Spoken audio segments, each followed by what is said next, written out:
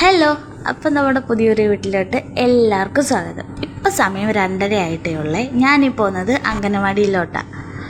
അപ്പോൾ ഇതാ റോഡിലോട്ടൊക്കെ നോക്കി ഭയങ്കര ചൂടാണ്. 2:30 ആയിട്ടുള്ളെങ്കിൽ നല്ല വെയിലുണ്ട്.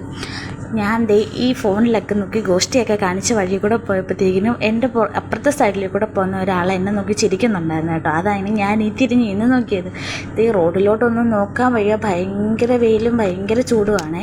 റോഡിൽ നോക്കിയിട്ടാണെങ്കിൽ എൻ്റെ കണ്ണീന്ന് പൊന്നീച്ച മാറുമായിരുന്നു, അതുപോലത്തെ വെയിലായിരുന്നു. ഈ നിൽക്കുന്ന സാറ് ഞാൻ ദൂരെ നിന്ന് വന്നപ്പോൾ തൊട്ട് എന്തൊക്കെയോ തിരക്കിക്കൊണ്ടിരിക്കുക. അടുത്ത് വന്ന് നോക്കിയപ്പോഴത്തേക്കിനും പുള്ളി ഒരു കട്ടുറുമ്പിനെ കൈ വെച്ച് അമുക്കിക്കൊണ്ട് നിൽക്കുമായിരുന്നു കേട്ടോ.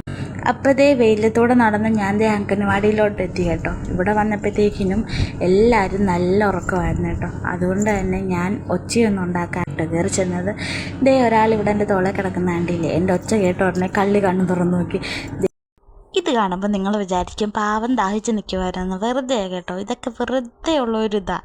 വീട്ടിൽ ചെല്ലുന്നതിനോട് അങ്ങനെ വെള്ളം കൂടിയൊക്കെ കഴിഞ്ഞ് നടന്നു വന്നപ്പോഴത്തേക്കിനും പുള്ളിക്കാരിക്ക് ഭയങ്കര പരാതി, റോഡ് മുഴുവൻ ചെടിയാണെന്ന്.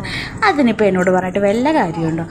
എങ്കിലും ഒരു വിധത്തിലൊക്കെ ആശ്വസിപ്പിച്ച് ഞാൻ കൂട്ടിക്കൊണ്ട് പോവാണേ. അവളുടെ സങ്കടം മാറാനായിട്ട് ഞങ്ങൾ വരുന്ന വഴിക്ക് ഒരു കടയിലൊക്കെ കയറിയിട്ടുണ്ടായിരുന്നു. കടയിലൊക്കെ കയറി ഞാനൊരു ജ്യൂസ് വാങ്ങിച്ചു കൊടുക്കാമെന്ന് വിചാരിച്ച് കയറിയതാണ്. ജ്യൂസ് കുടിക്കുന്ന അത്ര നല്ലതല്ലെങ്കിൽ ചില സമയത്ത് വാശി മാറ്റാൻ അതേ ഉള്ളൂ വഴി.